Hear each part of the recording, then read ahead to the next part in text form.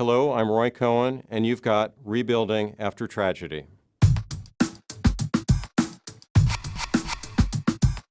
On September 11th, I was in my office at the World Trade Center, the South Tower, and it was around 8:30 or so, and I felt a tremendous jar. In fact, the building shook, and I knew that something bad had happened. And when I exited, like a lot of us, I was standing outside on Church Street, just by One Liberty Plaza, and watching in utter dismay and shock, and noticing that there were folks who were jumping from the North Tower, and it was quite frankly just a horrific and ugly and life-changing experience.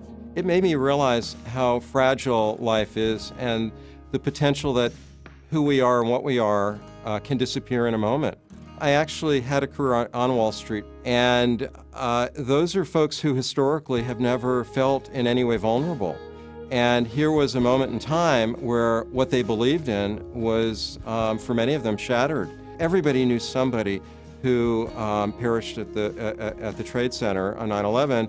But then a couple of months later, there were rounds and rounds of layoffs, and many of the institutions on Wall Street were releasing people into a world where there were very few opportunities. And it forced me to re-examine how I was approaching the work that I was doing. I felt that I wanted a larger platform to share many, many years of accumulated knowledge in working with folks, particularly at that point, folks on Wall Street.